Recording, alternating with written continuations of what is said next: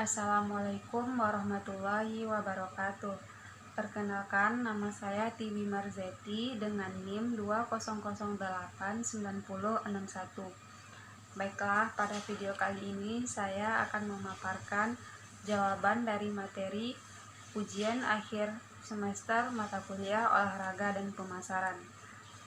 Untuk soal yang pertama, bagaimana cara memahami dan meyakinkan konsumen dari segi perilaku, proses pengambilan keputusan, serta segi faktor psikologi?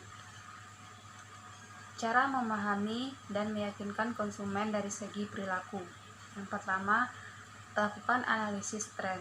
Dengan menganalisis tren membantu dalam memahami apa yang menjadi tren di pasar yang sedang meningkat berdasarkan permintaan konsumen. Yang kedua yaitu pengamatan langsung. Hal ini dapat membantu dan memahami cara konsumen berinteraksi dengan produk dan lingkungan penjualan. Yang ketiga, menganalisis perilaku online. Pencarian dan interaksi dengan iklan dapat memberikan wawasan tentang perilaku konsumen dan bagaimana mereka berinteraksi dengan merek dan produk. Yang keempat, memahami perilaku konsumen. Dengan memahami perilaku konsumen, bisnis dapat menyesuaikan strategi pemasaran dan produk mereka untuk memenuhi kebutuhan dan preferensi pelanggan. Selanjutnya, cara memahami dan meyakinkan konsumen dari segi proses pengambilan keputusan. Yang pertama, membutuhkan pengakuan. Mengenali kebutuhan saat konsumen mendefinisikan kebutuhannya. Yang kedua, mencari informasi. Informasi ini bisa diperoleh dari rekomendasi orang yang memiliki pengalaman dengan produk tersebut sebelumnya. Yang ketiga, evaluasi alternatif. Bisa berdasarkan pada beragam faktor, diantaranya harga, kualitas, ulasan produk. Selanjutnya, cara memahami dan meyakinkan konsumen dari segi faktor psikologis. Yang pertama, memotivasi. Mendorong konsumen untuk membeli produk tertentu. Konsumen termotivasi untuk membeli produk tertentu berdasarkan keinginan untuk memuaskan keinginan tertentu. Yang kedua, persepsi. Dengan persepsi, kita bisa membangun brand image di mata konsumen yang akan mendorong mereka untuk melakukan pembelian produk dan meningkatkan loyalitas konsumen. Yang ketiga, sikap dan keyakinan. Tujuan untuk memastikan bahwa konsumen memiliki pandangan yang akurat tentang produk atau layanan. Yang keempat, gaya hidup. Hal ini berguna untuk mengembangkan pemahaman tentang pendapat konsumen pada berbagai masalah sosial atau politik.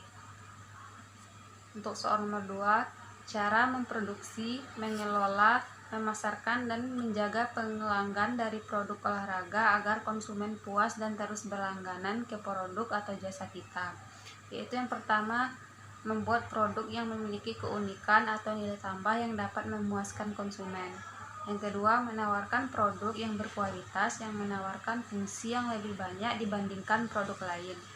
Yang ketiga, mengadakan promo atau diskon dengan penawaran harga yang menarik. Yang keempat, mengontrol semua kualitas produk secara ketat dan hati-hati.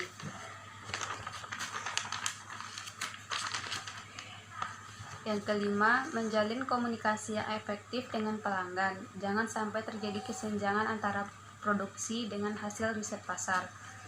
Untuk soal yang nomor 3, produk dan jasa dalam olahraga merupakan campuran dari unsur-unsur tangible dan intangible, di mana tangible merupakan suatu produk olahraga yang berwujud seperti sepatu, jersey, alat-alat olahraga, dan lain-lain sebagainya.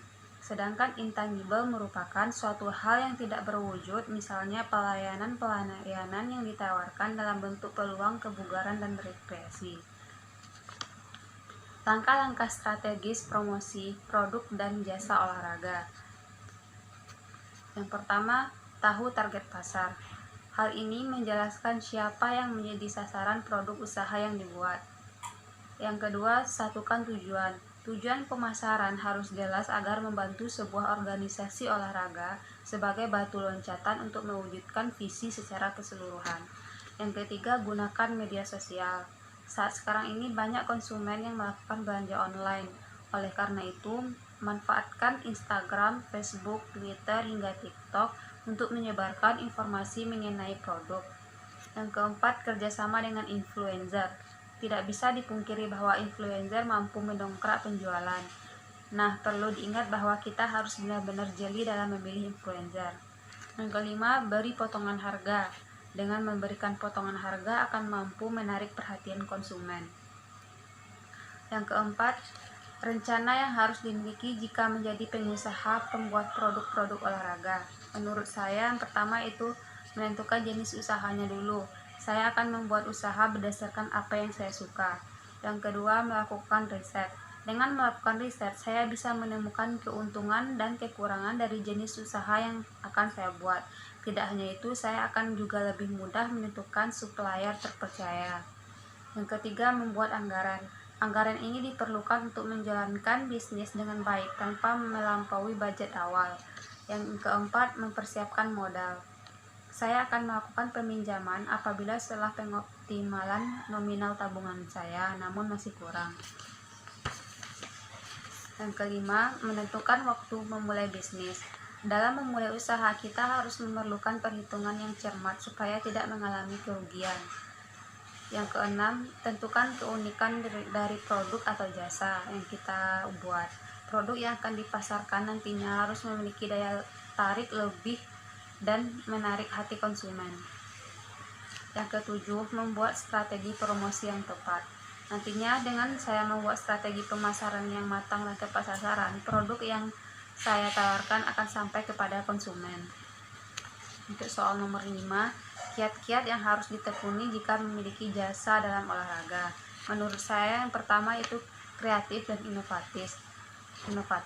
Dengan mencoba beragam pendekatan dengan berbagai teknologi, dengan berusaha terus untuk meningkatkan keahlian agar menjadi lebih unggul dibandingkan kompetitor. Yang kedua, tertarik dengan teknologi. Memanfaatkan teknologi sebaik mungkin untuk mewujudkan ide-ide cemerlang sehingga mampu memecahkan masalah sekaligus memperoleh keuntungan. Yang ketiga, berani mengambil risiko. Seorang pebisnis tidak boleh takut dalam mengambil risiko ketika merintis usaha. Yang keempat, fokus dan bertekad. Menjaga diri agar selalu fokus dan memiliki tekad yang kuat sehingga bisa mencapai tujuan dengan lebih mudah. Yang kelima, mudah beradaptasi. Harus fleksibel dan mau beradaptasi dengan baik terhadap segala perubahan yang mungkin terjadi. Baiklah, sekian materi mengenai ujian akhir semester olahraga dan pemasaran yang telah saya buat. Salah dan janggalnya saya mohon maaf. Saya Tini Nurjati. Assalamualaikum warahmatullahi wabarakatuh.